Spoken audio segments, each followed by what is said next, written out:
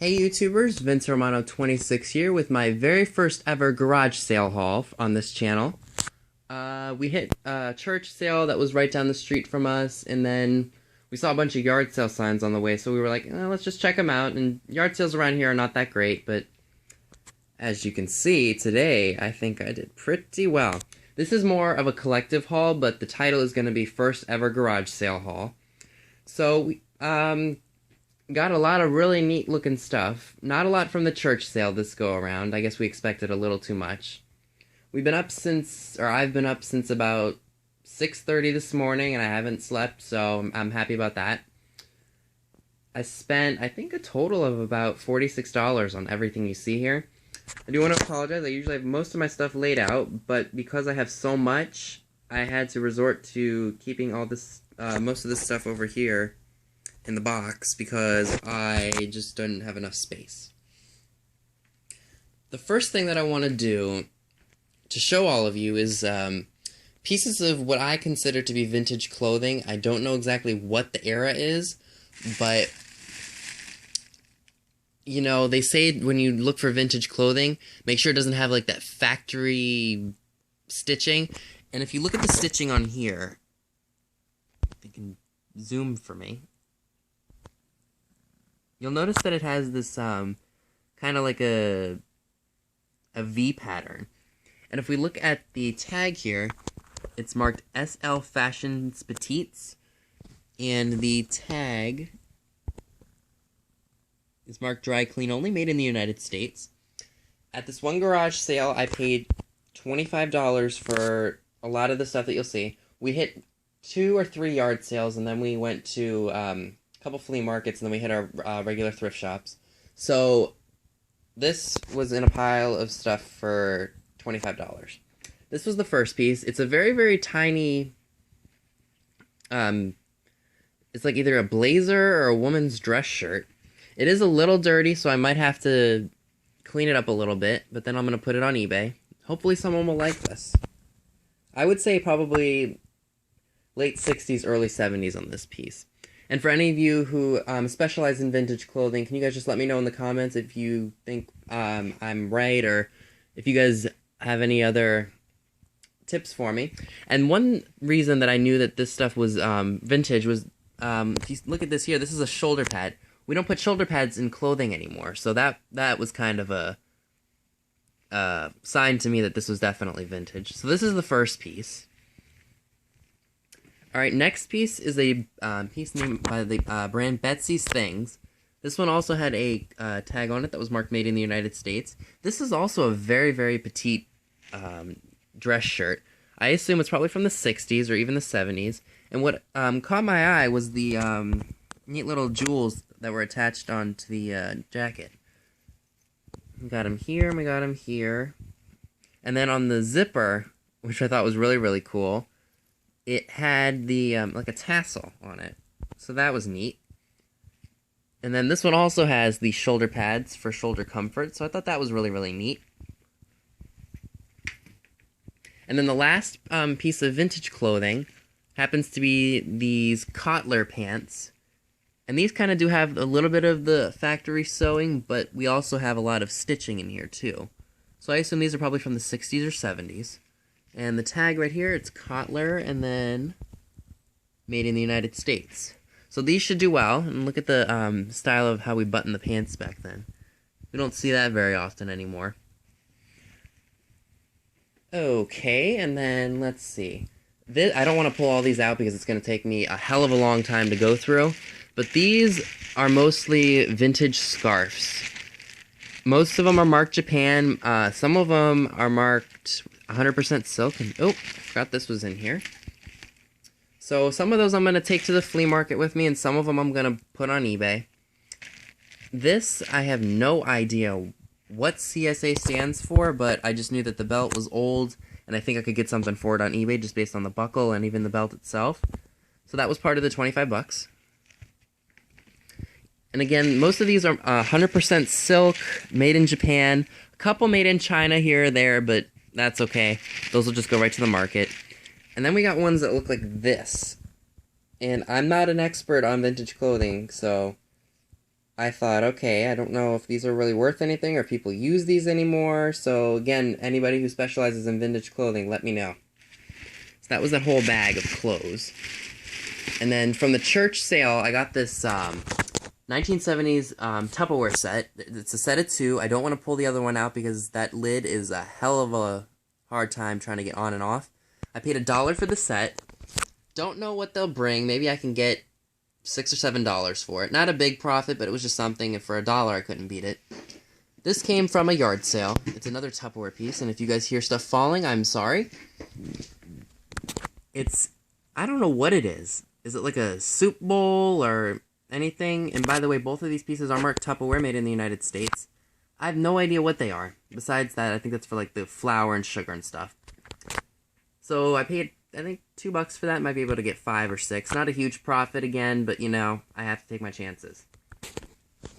Alright, and the next piece that you guys obviously saw is this really, really neat mid-century modern, I think you call this a paper tray. It's marked made in Sweden, I think. I don't want to pick it up because it's kind of heavy. And we saw one of these sell online for $69, so I was like, okay, let's just get this. And I love the mid-century, but I don't think this is something I'll be using in the future because, I don't know, it's just not something that I would use. So I'm going to sell that online, and that was, again, another part of the $25 that I spent at that one sale. Alright, for those of you who are into crafting and needlework and sewing and things like that, I'm sure you remember these, and I think they still make them today. It's a 1970s, I don't know what you call them, I just think they're kind of like a fancy bin for all of your craft stuff. It's got a nice 70s pattern on it.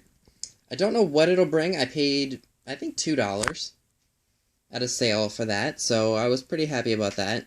I gotta tell you, my dad thinks I'm nuts for buying certain things, but I tell him, hey, you gave me that gene. You've been frugal like this your whole life. You're giving it to me, so it's your fault. And I'm still starting. I mean, I've only been doing this since we moved into this house, and we've been in this house 4 years, and I didn't really start getting a vibe for vintage until I was about 15 or 16.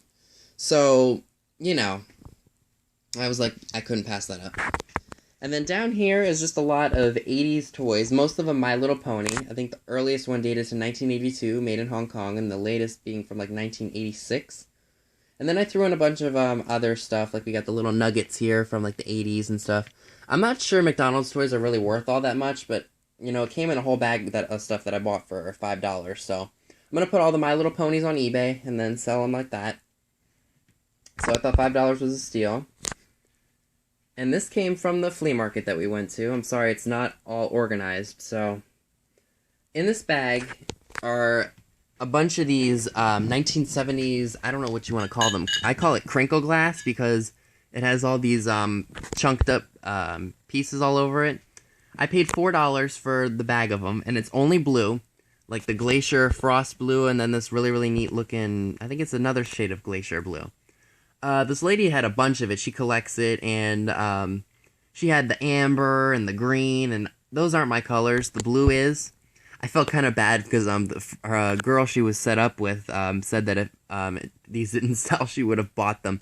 And I felt bad, but I was like, as soon as I saw the blue, I was like, I gotta have this glass because it's so kitschy, and it's so cool, the colors.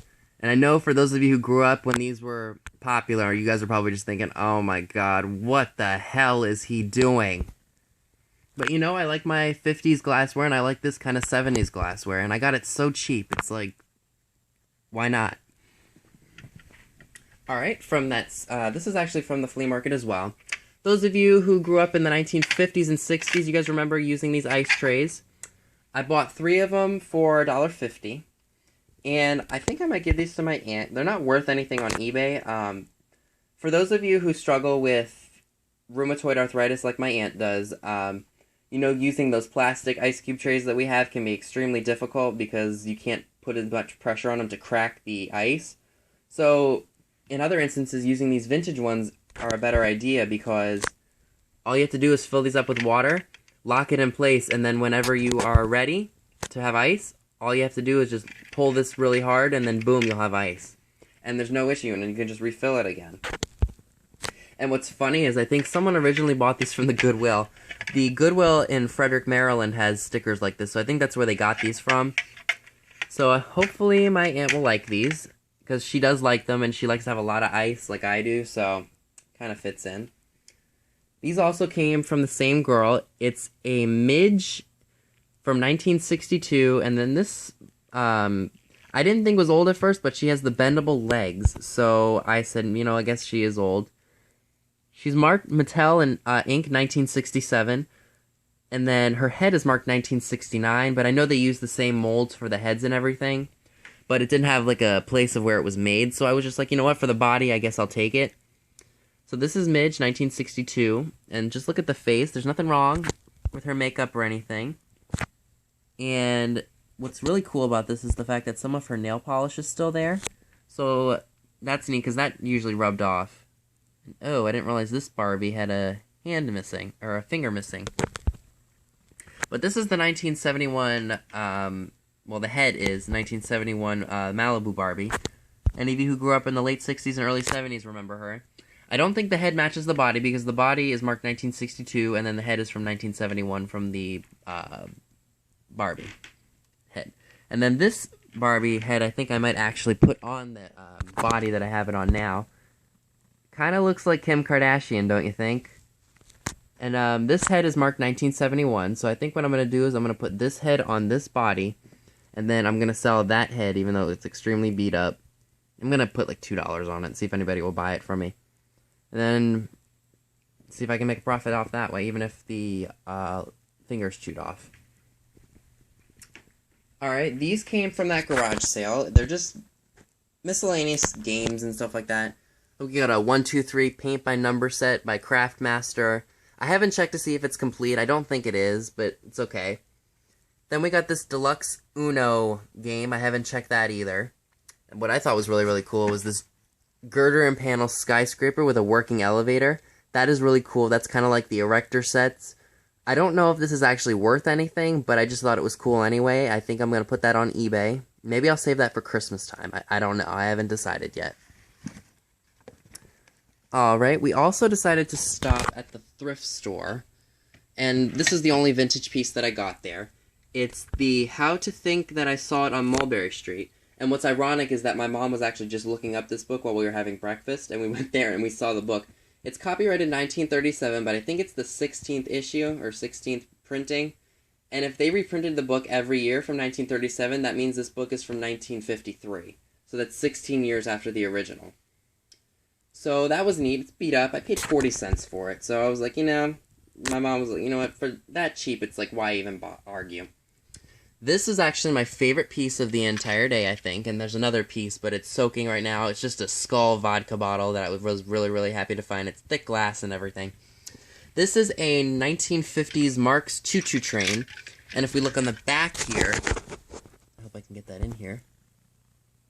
It's made Linemark Toys Japan, Linemark's Co-Inc. Got this with all the ice trays and the Barbies for $9, and it's worth about 20 bucks. Not going to sell it because I really, really like it, and it's circusy and clowny and stuff like that. So I like that. And this is just a little bit of a sample of what was in that bag with all the scarves. This just screams 1970s, just judging by the colors and the patterns and everything. And originally it had this tag on here. I don't know if it would say made in Japan or if it would say made in China, but I just thought it was more 70s looking. And then we got this one. This one's marked Vera. And I think it's marked Japan as well. This one was the one that I didn't know how old it was. It might be made in Japan. The tag is ripped, if you can see. But this one just really screams 1950s to me. It's made by someone named Emily Weatherly, and it says dry clean only. The tag just completely screamed it. Someone's going to really, really like this, especially if they like to wear 50s pieces, and there are plenty of people out there who do. Okay, and then I guess I'll go over here. Two of my favorite pieces of today, and I'm sure many of you guys are thinking, what the hell is wrong with you? Why do you like the tackiest of Christmas items? I don't know why. We pulled up to the sale, and I saw them, and I was like, we're stopping here. And I was like, you know, I hesitated. You know, they had some other stuff, and I was like, man, maybe their stuff isn't as vintage as I thought. But, you know, I went up to him, and the guy was like, oh, we got someone who wants vintage Christmas. And I was like, yeah, I love this stuff, and if my parents hate it, that means I love it. And it's extremely true. I thought they were probably going to ask like $5 for them. I got them for 25 cents a piece, so 50 cents for the both of them. They're made of paper, and I don't know, it's like recycled art or something. I just think they're really, really neat, and they're not scary. I just think it's funny that my parents think they're scary. They threw these elf hang-ups on here. Not crazy for them. Originally I had 10 cents on them. They just gave them to me for free. I'm going to put those on eBay. Maybe I'll just put like $3 on them and see if they go for anything. And then at that one other garage sale with all the scarves and everything, I just picked up this ornament. I have one similar to it, so I just thought it was neat. And then they also gave me this for 50 cents. It's a 70s pot, and it's made of metal. I really, really like the splash of the yellow and the green on it. I think I'm going to ask my mom to give me a spider plant so I can put a spider plant in here and just grow it myself. Alright, and then I know, like I said, I did have a mismatch of stuff that I needed to put in here because I didn't have enough space. So the first thing that I'll show you that I thought was really, really interesting is this Stewardess Steam travel iron. It's in the original box, and it looks as if it came in the box that it was shipped in, I guess when it came to the house however many years ago.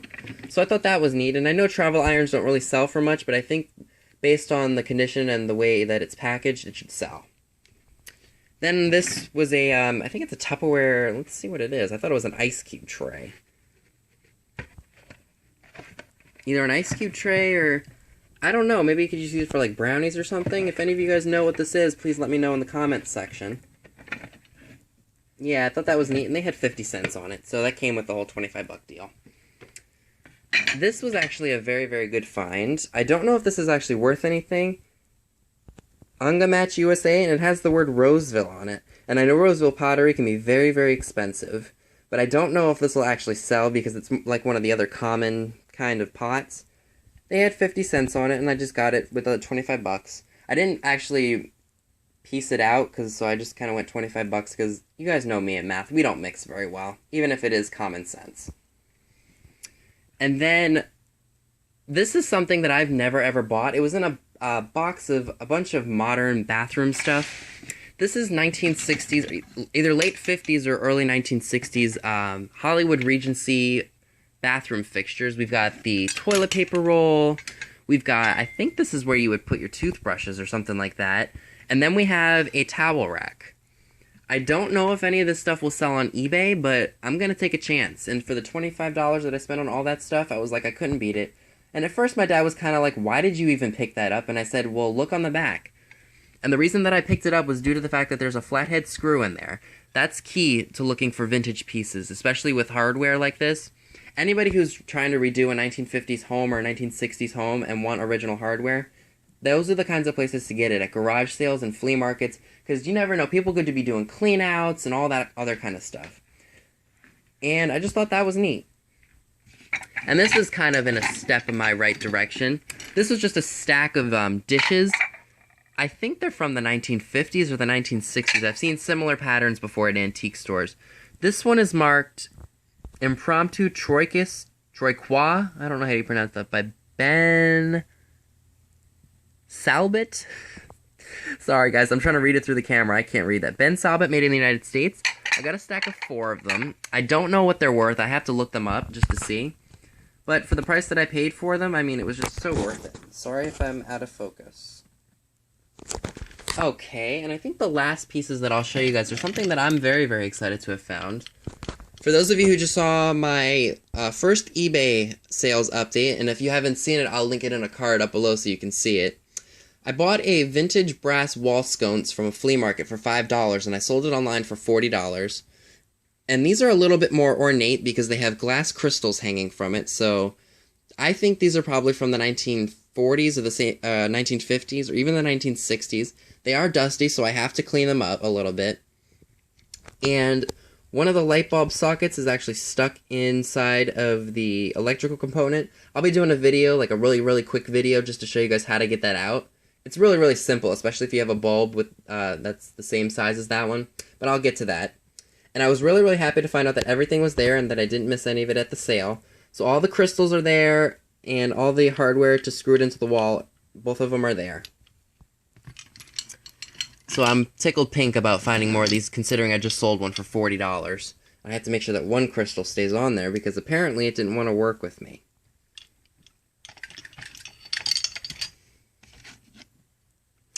And then, I don't know why I bought this. After looking at it, it's really not me. It's marked Hong Kong. I'm not going to put ornaments on eBay because that's just ridiculous. So I'm just going to throw this in my 50-cent bin at my the flea market we're going to do. So, yeah, that was my flea market haul, or collective haul, excuse me. My first garage sale haul ever. Woohoo! And give me a comment for Tacky Christmas. Come on now. Y'all know how much I love this stuff.